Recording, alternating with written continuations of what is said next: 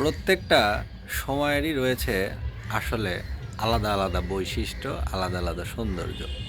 যেমন খুব ভোর, খুব ভোরের একটা সৌন্দর্য রয়েছে। সেটা সকালের ভোর একরকম, আবার গরমের দিনের ভোর একরকম, আবার দুপুর দেখার অভিজ্ঞতা একরকম, বিকেল দেখার অভিজ্ঞতা একরকম, সন্ধ্যা দেখার অভিজ্ঞতা একরকম, সূর্যাস্ত দেখার অভিজ্ঞতা একরকম, রাত দেখার অভিজ্ঞতা একরকম, আবার গভীর রাত দেখার অভিজ্ঞতা একরকম।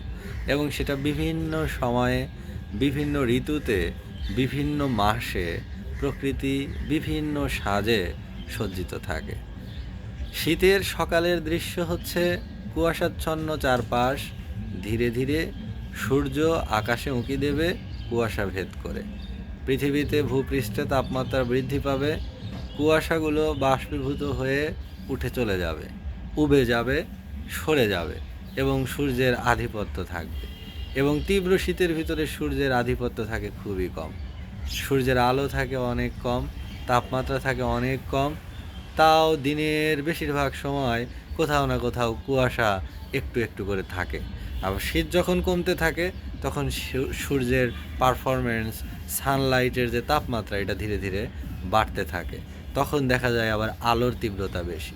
গরমকালে সূর্য প্রখরভাবে কিরণ দেয়। আবার বর্ষাকালে হয় বৃষ্টি, সকালে একরকম, আবার দেখা যায় দুপুরে ঝুপ করে বৃষ্টি নেমে গেল। প্রত্যেকটা ঋতুর রয়েছে আলাদা, স্বতন্ত্র, নিজস্ব কিছু বৈশিষ্ট্য এবং সৌন্দর্য। এবং এই যে দিন এবং রাতের যে বিভিন্ন ক্ষণ, বিভিন্ন ঘন্টা, বিভিন্ন আওয়ার, এর প্রত্যেকটিরই রয়েছে কিন্তু কিছু আলাদা সৌন্দর্য। এভাবেই সব সময় অতিবাহিত হয় এবং সময় কখনো কারো জন্য বসে থাকে না, কারো জন্য প্রতীক্ষা করে না, ওয়েট করে না, অপেক্ষা করে না। সময় তার আপন গতিতে চলে, পৃথিবী তার আপন গতিতে চলে। এখানে সবাইকে পৃথিবীর সাথেই মানিয়ে নিতে হয়। পৃথিবী কারো জন্য বলবে না যে আজকে সূর্য ও উঠতে পারছে না, আমি আজকে 9টায় উঠবো, তা কিন্তু উঠবে না। যখন ওঠার কথা তখনই উঠবে, রাত যখন হওয়ার কথা তখনই হবে। মানুষকেই এই বিশেষ গুণ বা বিশেষ দক্ষতা অর্জন করতে হয়।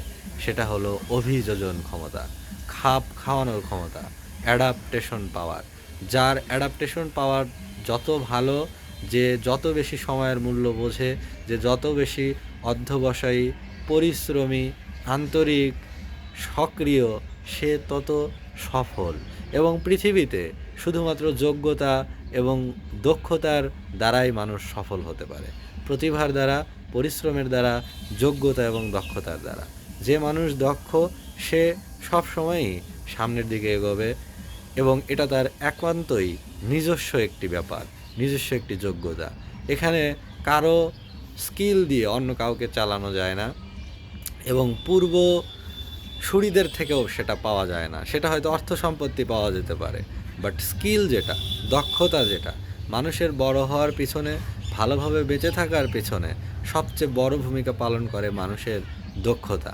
আর এই দক্ষতাটা কখনো একজন আরেকজনকে দিতে পারে না। বাবা কখনো ছেলেকে দক্ষতাটা দিতে পারবে না, পূর্বসূরীরা উত্তরসূরিকে দিতে পারবে না। একমাত্র নিজেকেই দক্ষতা অর্জন করতে হবে, জ্ঞানের মাধ্যমে, ইনফরমেশনের মাধ্যমে এবং সেগুলো প্রয়োগের মাধ্যমে, সচেতন একটি চিন্তা শক্তির দ্বারা, চেষ্টার দ্বারা, বারবার একটা জিনিস পর্যবেক্ষণ করার দ্বারা, কোনো একটা কিছু শেখার মাধ্যমে, জানার মাধ্যমে, সেটাকে ফ্রুটফুলি, ফলপ্রসূভাবে প্রয়োগ করার মাধ্যমে দক্ষতা অর্জন করা যায়। এবং দক্ষতার কোনো শেষ নেই, বিনাশ নেই, এটার কোনো মরণ নাই। দক্ষতা খুবই ভ্যালুয়েবল, প্রেশাস একটা কোয়ালিটি। দক্ষ মানুষ, যোগ্য মানুষ, তার সবসময় ভ্যালু আছে, তার সবসময় দাম আছে। তার কাছ থেকে সব কিছু নিয়ে নেওয়া হলেও সে আবার 0 থেকে শুরু করে আবার 100-এ যেতে পারবে, কারণ হচ্ছে তার দক্ষতা আছে। কারণ দক্ষ মানুষের সংখ্যা খুব কম। এজন্য মানুষ হিসেবে আমাদের দক্ষতার দিকে মনোযোগ দেওয়াটা অধিক গুরুত্বপূর্ণ। কারণ দক্ষতা হলে আর কিচ্ছু লাগে না। যোগ্যতা বা দক্ষতা শুধুমাত্র ওই একটি গুণের দ্বারাই পৃথিবীতে আবার শুরু থেকে সব কিছুই করা সম্ভব।